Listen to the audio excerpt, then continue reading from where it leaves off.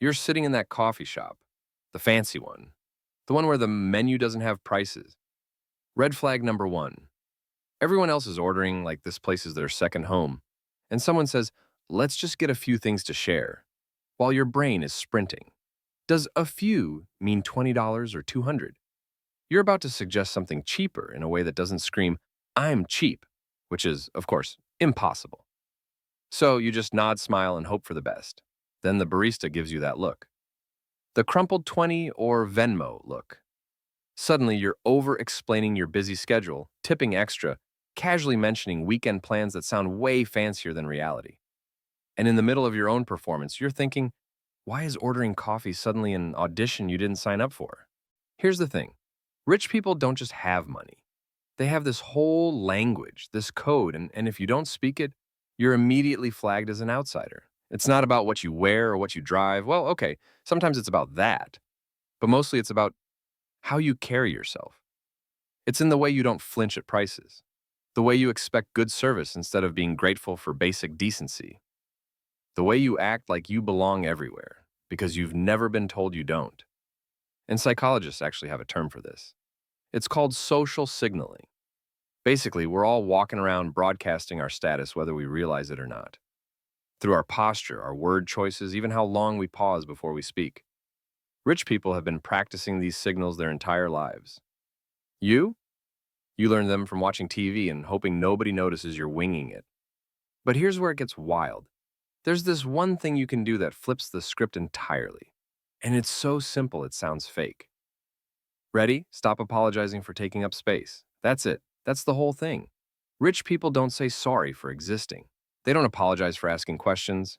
They don't preface every request with, I know you're busy, but, or I hate to bother you. They just ask. They just exist. Like the world was designed for them. Because in their experience, it kind of was. Think about it. When was the last time you saw a wealthy person apologize for sending food back at a restaurant? Never. They don't say, sorry, this is wrong. They say, this isn't what I ordered, with the confidence of someone who's never questioned whether they deserve exactly what they paid for. Meanwhile, you're over here eating soggy fries because you don't want to seem difficult. You're basically teaching people how to treat you poorly by treating yourself poorly first. And they're taking notes. So you try it, you stop saying sorry. You walk into that bougie coffee shop and you order like you've done it 1,000 times. No nervous laughter, no over-explaining, just your order. Clean, simple, and something shifts. The barista straightens up a little, makes eye contact. Suddenly you're not being scanned anymore. You're being seen. And it's because you started acting like someone who expects to be treated well. Not in a rude way, just in a this is normal for me way. But then you start noticing it everywhere. The hostess who seats you faster, the salesperson who actually listens instead of hovering, the colleague who stops talking over you in meetings.